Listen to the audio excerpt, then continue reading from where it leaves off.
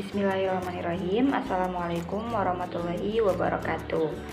Izinkan saya terlebih dahulu untuk memperkenalkan kelompok kami yang beranggotakan Nur Ageng Setiawati, Rina Rianti, dan saya sendiri Umi Saumi.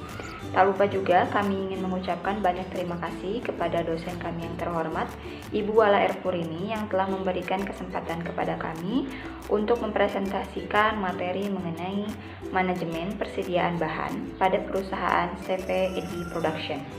Adapun beberapa pembahasan atau poin yang terdapat di dalam presentasi kami, yaitu yang pertama mengenai latar belakang perusahaan CV Edi Production, yang kedua proses permintaan barang dan data stok gudang, yang ketiga pembuatan forecast dan fungsi dari forecast, dan yang terakhir itu ada biaya penyimpanan dan modal yang tertahan dalam perusahaan. Untuk materi yang pertama yaitu mengenai profil perusahaan. CV Edi Production adalah konveksi yang bergerak dalam bidang industri konveksi semi garmen yang berlokasi di wilayah Kampung Bongkok, RT 1, RW 8, Desa Pada Asih, Kecamatan Cisarua, Kabupaten Bandung Barat. CV Edi Production berdiri pada tahun 2004. Perusahaan ini memproduksi gamis, tunik, hijab, legging, dan masker. CV Edi Production bekerja sama dengan Elzata Hijab, Wanoja Hijab, Nisrin Jilbab, Khadijah, dan Az-Zahra Premium Syar'i. Owner CV Edi Production menjadi vendor perusahaan tersebut dan memproduksi dari bahan mentah hingga menjadi suatu produk. Prosesnya terdiri dari cutting, sewing, quality control, hingga finishing. Adapun visi misi perusahaan tersebut, yaitu antaranya visi menciptakan suasana yang baik bagi karyawan sebagai kebanggaan dalam bekerja dan menjadi pabrik konveksi yang unggul dan terdepan dalam pelayanan kinerja dan menjadi wadah pencetak pengusaha baru. Misinya diantaranya, yang pertama, memberikan produk fashion yang berkualitas dan inovatif.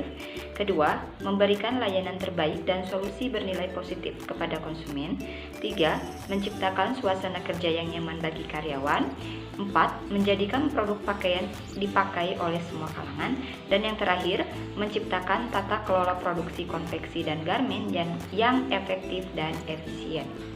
Untuk materi selanjutnya akan dipresentasikan oleh rekan saya Nur Ageng Setiawati. Terima kasih. Assalamualaikum warahmatullahi wabarakatuh. Nama saya Nur Ageng. Di sini saya akan melanjutkan presentasi yaitu tentang alur permintaan barang. Pertama ada permintaan bagian penjualan. Alur pertama dalam proses pembelian dari bagian penjualan atau bagian produksi yaitu mengajukan permintaan barang. Yang kedua, melakukan survei pasar. Setelah mengajukan permintaan barang, bagian pengadaan barang atau bagian gudang akan melakukan survei pasar untuk memilih produsen atau agen atau grosir terbaik yang dapat dijadikan supplier bagi perusahaan. Yang ketiga, menerima penawaran. Tahap selanjutnya adalah mengirimkan surat permintaan penawaran barang kepada perusahaan supplier yang dianggap perusahaan memiliki nilai yang baik dan terpilih. Kemudian perusahaan ini terpilih akan mengirimkan surat penawaran yang lebih detail dibandingkan dengan katalog dan daftar harga. Yang keempat, menentukan supplier. Tahap selanjutnya adalah menentukan supplier yang ingin diajak kerjasama.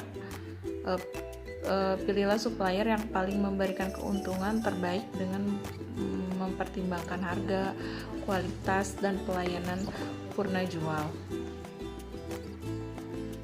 Yang kelima ada membuat daftar barang yang akan dibeli.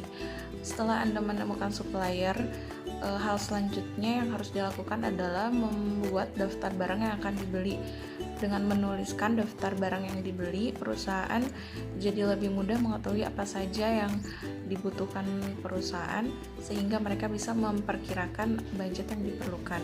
Yang keenam, mengirimkan surat pesanan atau purchasing order. Setelah membuat daftar barang yang ingin dibeli, perusahaan bisa melakukan pemesanan dengan mengirim surat pesanan kepada supplier. Yang ketujuh, membuat dan menandatangani surat perjanjian. Selanjutnya, Anda di perusahaan harus melakukan penandatanganan surat perjanjian jual beli. Pembuatan dan penandatanganan surat ini diperlukan untuk menjadikannya sebuah transaksi resmi dan juga sebagai bukti ketika salah satu pihak melanggar perjanjian. Yang ke-8, menerima barang. Setelah semuanya selesai, perusahaan hanya perlu menunggu barang yang telah dipesan atau diterima. Setelah PO diproses oleh supplier, terjadilah penerimaan barang sesuai dengan pesanan yang diajukan di dalam PO. Yang 9 ada memeriksa barang yang telah diterima. Setelah barang diterima, Anda harus melakukan pemeriksaan sebelum menandatangani surat penerimaan barang. Jangan sampai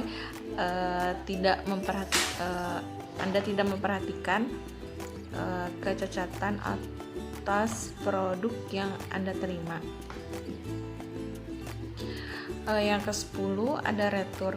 Ketika dalam penerimaan barang terjadi kesalahan, kekeliruan atau kecacatan atas produk, Anda bisa melakukan retur barang kepada supplier. Namun jika seluruh barang diterima dengan baik dan sesuai, proses ini tidak perlu dilakukan.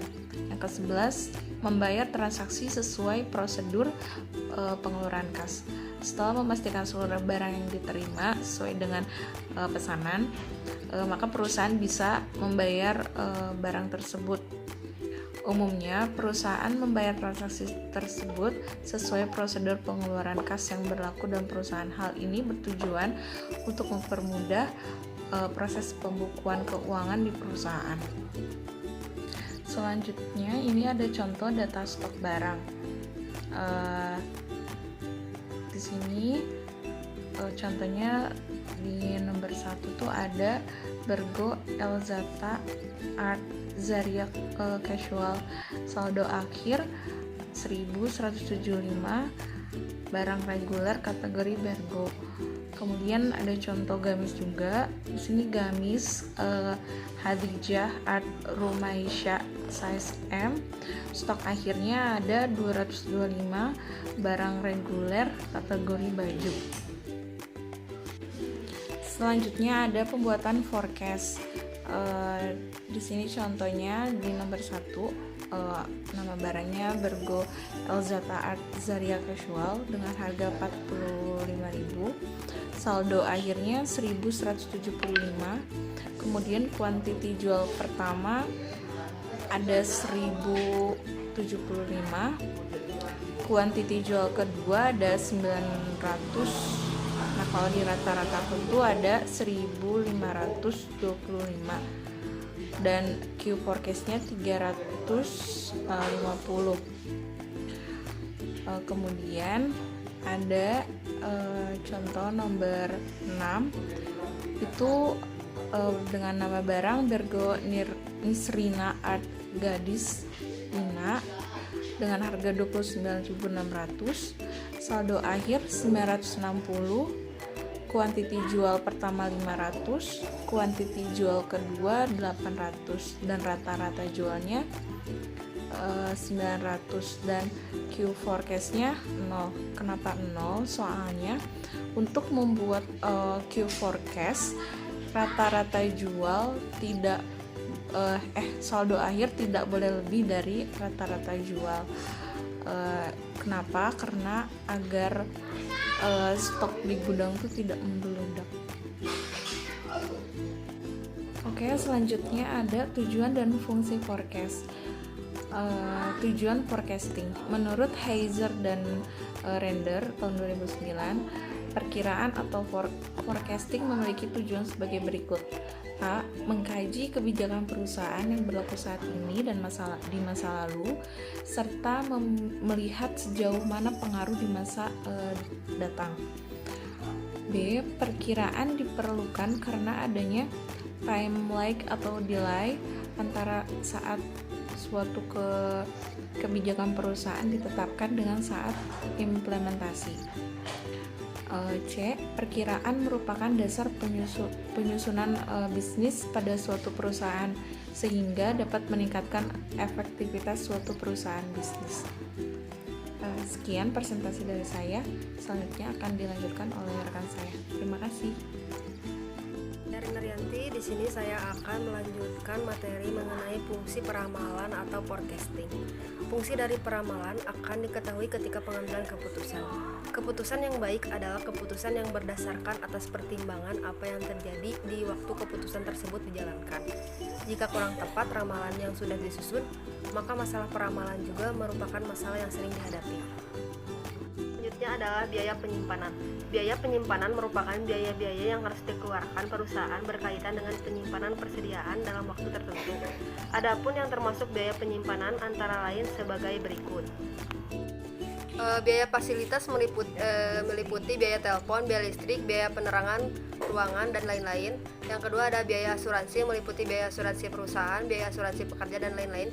Yang ketiga ada biaya pajak, meliputi biaya pajak persediaan, biaya pajak bangunan usaha, dan lain-lain.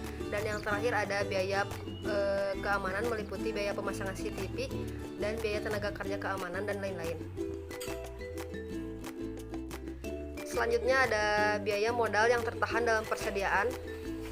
Terdapat 2.688 piece, dan total dari biaya modal yang tertahan dalam persediaan yaitu Rp437.789.000.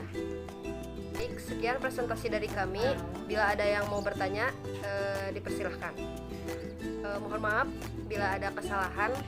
Wabillahi taufiq wal hidayah. Wassalamualaikum warahmatullahi wabarakatuh.